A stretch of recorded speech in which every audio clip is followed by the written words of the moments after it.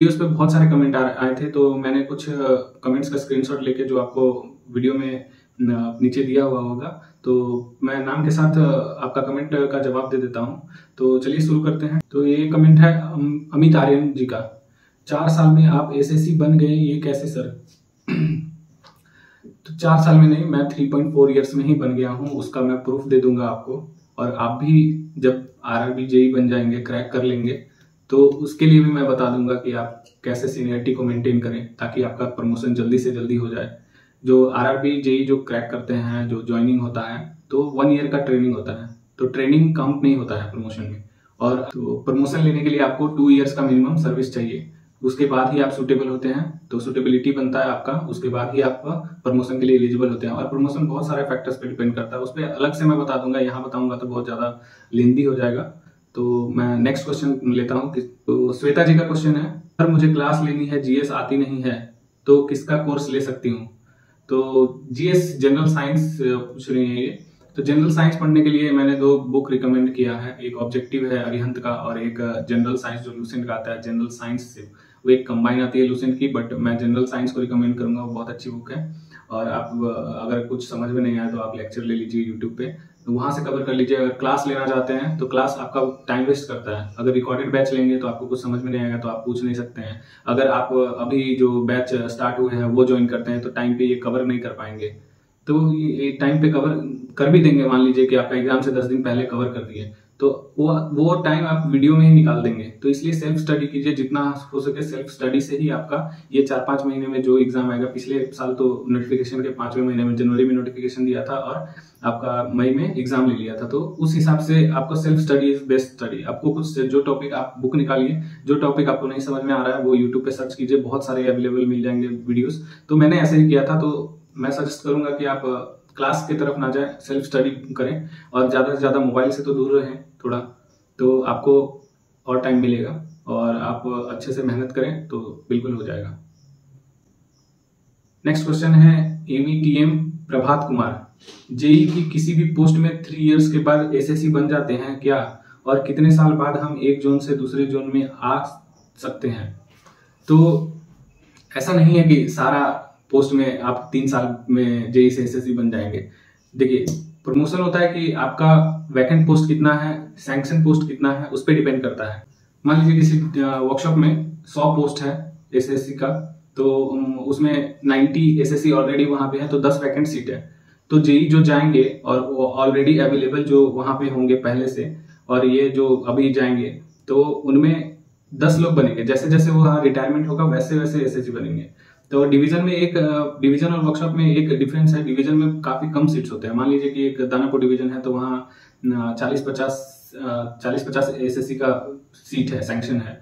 तो और वहीं यहाँ जमालपुर वर्कशॉप देखा जाए तो यहाँ पे 700 एसएससी है। तो ये डिफरेंस होता है कि 700 में ज्यादा रिटायरमेंट होगा तो ज्यादा वैकेंट पोस्ट खाली होगा और जल्दी प्रमोशन हो जाएगा। और वहीं 40-50 है तो वहां पे कम होगा, तो कम आपको जल्दी ज्यादा टाइम लगेगा एसएससी बनने में। तो ओपन लाइन में ऐसा होता है कि ओपन लाइन मतलब कि स्टेशन हो गया आपका, कोई डिपोट हो गया जहां मेंटेनेंस होता है, या फिर कोई स्टेशन आपको दे दिया जहां पे मेंटेन ये देखना पड़ता है, जैसे कि गाड़ी राजधानी पार होती है तो उसका सारा कोई पार्ट्स हैंग कर रहा है कि नहीं कर रहा है, ये सब देखना पड़ता है। तो उस फैक्टर पे डिपेंड करता है कि आपका उस डिवीजन में कितना वैकेंट पोस्ट है, कितना फील्ड है, उस पर डिपेंड करता है कि आपका कितना जल्दी प्रमोशन होगा, कितना लेट से होगा। किसी किसी को 7-8 साल लग जाते हैं, किसी को 3 साल में भी हो जाते हैं, तो उस पर डिपेंड करता है। और बाकी का मैं अगले वीडियो में बता दूंगा। जो प्रमोशन का सेपरेट वीडियो होगा, कैसे क्या करें तो जल्दी प्रमोशन होगा, तो उसके लिए वेट कर ले थोड़ा। तो नेक्स्ट बोलते हैं नेक्स्ट कमेंट पे। तो ये है ट्रू साउंड्स मीडिया टीवी 3789। इन्होंने पूछा है कि इलेक्ट्रॉनिक्स फॉर गर्ल्स के लिए क्या पोस्ट प्रेफरेंस, भैया प्लीज बताइए। तो इलेक्ट्रॉनिक्स के लिए जो गर्ल्स, मेनली गर्ल्स जो है, जो भी ब्रांच के हो, मैकेनिकल हो, सिविल हो, या फिर आपका इलेक्ट्रिकल हो, इलेक्ट्रॉनिक्स हो, सीएस हो, तो आप ट्राई कीजिए कि अगर ब्रिलियंट है, आप पढ़ाई में अच्छा है, सीबीटी 1 में अच्छा स्कोर कर सकते हैं, मान लीजिए कि 85-86 स्कोर कर सकते हैं सीबीटी 1 में, तो आप ट्राई कीजिए डिजाइन ड्राइंग फर्स्ट में लें। उसके बाद आप वर्कशॉप चूज कर लें, या फिर प्रोडक्शन यूनिट चूज कर सकते हैं। तो आप सीएनडब्ल्यू ये सब पोस्ट से थोड़ा दूर रहेंगे तो आपके लिए अच्छा रहेगा। एक जगह पे पोस्टिंग मिलेगी, और आपका जहां भी अगर जोन दूसरे जोन में फिल करते हैं तो लड़कियों को जल्दी छोड़ देते हैं वहां से। अपने जो मतलब डिवीजन में जहाँ से ट्रांसफ़र कराना है अगर कुछ भी, तो लड़कियों को ज़्यादा प्रेफरेंस मिलता है, तो उस हिसाब से आप देख लें, ठीक है। इलेक्ट्रॉनिक्स का बात रहा तो इलेक्ट्रॉनिक्स में मान लीजिए कि वर्कशॉप में पोस्ट है SNT का, तो वहाँ पे भरिए, वो आपके लिए वेटर पोस्ट है। नेक्स्ट क्वेश्चन है यूकबज 3080 का। तो इन्होंने पूछा है कि सर CBT 1 में हर जोन के डिपार्टमेंट का कट ऑफ अलग अलग बनता है क्या? तो ऑब्वियसली सी बात है, जोन डिफरेंट है तो आपका कट ऑफ भी डिफरेंट रहेगा, और हर पोस्ट के लिए अलग अलग कट ऑफ निकलता है। ये भी चीज भी आप ध्यान में रख लें। डिजाइन का अलग निकलता है, आपका वर्क्स के लिए अलग निकलेगा, आपका CNW के लिए अलग निकलेगा, तो हर एक पोस्ट के लिए, ट्रैक मशीन के लिए अलग निकलेगा, तो हर एक पोस्ट के लिए अलग अलग पोस्ट ये कट ऑफ निकलता है, तो इस चीज का ध्यान दे दें। और एक चीज और मैं बताना चाहता हूँ, जो RRB और जोन, आप RRB और जोन में कंफ्यूज ना हो। RRB जो होता है वो रेलवे रिक्रूटमेंट बोर्ड होता है, या फिर RRC जो होता है ग्रुप D, ये सब का रिक्रूटमेंट करता है, तो रेलवे रिक्रूटमेंट सेल होता है। और जोन जो होते हैं, जोन डिफरेंट होते हैं, जैसे ईस्ट सेंट्रल रेलवे हो गया, ER हो गया, ईस्टर्न रेलवे हो गया, फिर NF हो गया, नॉर्थर्न रेलवे हो गया, नॉर्थ फ्रंटियर रेलवे हो गया, वेस्ट कोस्ट रेलवे हो गया, ईस्ट कोस्ट रेलवे हो गया, ये जोन है। तो आप RRB में देख लें कि आपका, अगर किसी को होम टाउन लेना है तो वो RRB में देख लें कि आपका कौन सा जोन में आते हैं आप। जैसे कोई कोलकाता में रहता है तो कोलकाता में जैसे ACR साउथ ईस्टर्न रेलवे और ER ईस्टर्न रेलवे, दोनों का वैकेंसी निकलता है, तो वो देख ले कि आपको पास कौन पड़ेगा। ACR में आप जाएंगे तो पास पड़ेगा, या फिर ER में आप आते हैं तो पास पड़ेगा। उस हिसाब से आप अगर होम टाउन में रहना चाहते हैं तो RRB चूज करें। और जिनको अगर दूसरा RRB चूज करना है तो प्रमोशन, ये अगर किसी को दूसरा RRB चूज करना है तो म्यूचुअल क्या होता है, ट्रांसफर कैसे होता है, कितने दिन बाद होता है, तो वो सब मैं बाद में बता दूंगा। तो अभी आप पढ़ाई पे फोकस करें, वो सब बाद की बात है, बाद में बताऊंगा मैं। एग्जाम निकालिए, उसके बाद आप ट्रांसफर का सोचिएगा। क्वेश्चन है समीर जी का, सर एग्जाम सेंटर कहाँ जाएगा, ये कैसे पता चलेगा, क्योंकि फॉर्म भरते टाइम तो कभी पूछा ही नहीं। तो मैं बता दूं, जैसे कि 2018 में CBT 1 का होम टाउन दिया था मैं बिहार से हूं, तो पटना मुझे दिया था CBT 1 का, और CBT 2 का कोलकाता दिया था।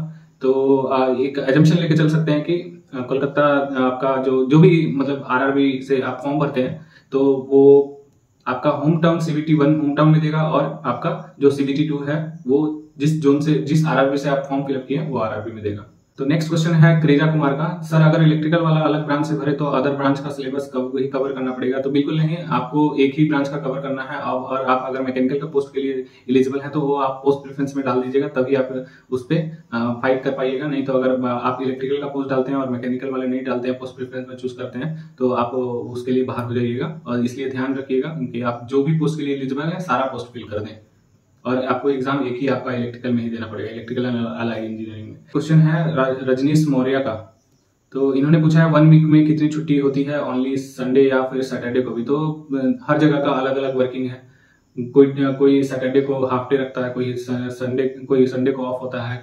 मतलब मोस्टली जो वर्कशॉप होते हैं वो संडे को ऑफ ही होते हैं, प्रोडक्शन यूनिट होते हैं संडे को ऑफ होते हैं, और सैटरडे को जो वर्कशॉप होते हैं वो हाफ डे ही चलता है, लेकिन उसमें भी शिफ्ट होता है। तो शिफ्ट वाले के लिए वो जो हाफ डे है वो नहीं रहता है, वो उनके लिए रेगुलर 6 दिन रहता है और 1 डे रेस्ट रहता है। और जो ओपन लाइन होते हैं उनके लिए तो मंडे टू सैटरडे ड्यूटी रहती है। मतलब Monday to Saturday in the sense कि वो जो ओपन लाइन वाले होते हैं उनको वीक में 1 डे मिलता है, ऐसा नहीं कि आपको संडे ही मिलेगा, वो वैसे रोस्टर के हिसाब से चलता है। तो आपको कोई भी दिन, आपको एक दिन वीक में मिलेगा, 7 डेज में 1 डे ऑफ मिलेगा आपको, तो उस हिसाब से रहता है। जब अगर आपको हेडक्वार्टर में पोस्टिंग मिलती है, जैसे कि ईस्टर्न रेलवे का हेडक्वार्टर फेयरली में है, कोलकाता में है, ACR का कोलकाता में है, तो अगर आपको पोस्टिंग हेडक्वार्टर में मिलती है तो हेडक्वार्टर 5 डेज वर्किंग होता है और सैटरडे संडे छुट्टी रहता है, तो उस हिसाब से मिलता है।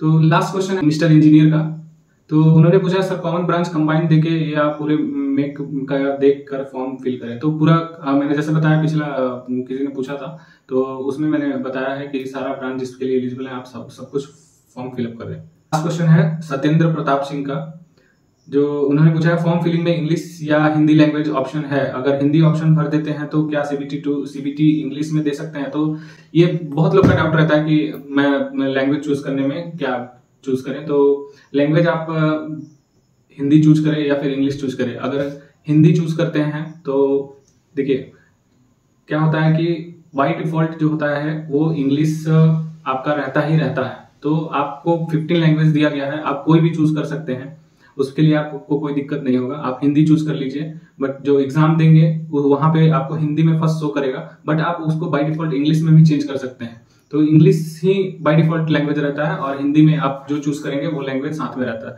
तो और इसमें एक चीज और है, जो अगर आपका क्वेश्चन अगर हिंदी में आप लैंग्वेज चूज करते हैं तो अगर आपका कोई क्वेश्चन में हिंदी में गलत है तो वो मान्य नहीं होगा। अगर आप ऑब्जेक्शन देते हैं, जो आंसर किया आता है उसके बाद ऑब्जेक्शन लगाते हैं, तो अगर वो क्वेश्चन इंग्लिश में सही है तो वो सही माना जाएगा। तो बाय डिफॉल्ट इंग्लिश ही सही होता है, और बाकी लैंग्वेजेस में अगर क्वेश्चन गलत है तो वो गलत, वो कोई दिक्कत नहीं है, उससे आरआरबी को कोई मतलब नहीं है। आपका इंग्लिश में अगर सही है तो वो इंग्लिश में आपको सही रहेगा और उसके लिए आपको मार्क्स नहीं मिलेगा। तो इस चीज का ध्यान रखें। तो वीडियो यहीं पे एंड करते हैं। आप लोग ऐसे ही सपोर्ट करते रहिए ताकि मैं और मोटिवेट रहूं और धीरे धीरे और भी आप लोग को किसी टॉपिक पे जानकारी देता रहूं। और अगर किसी को डाउट होता है तो प्लीज कमेंट करें, मुझे टाइम मिलेगा मैं जरूर जवाब दूंगा। ठीक है, जय हिंद, जय भारत।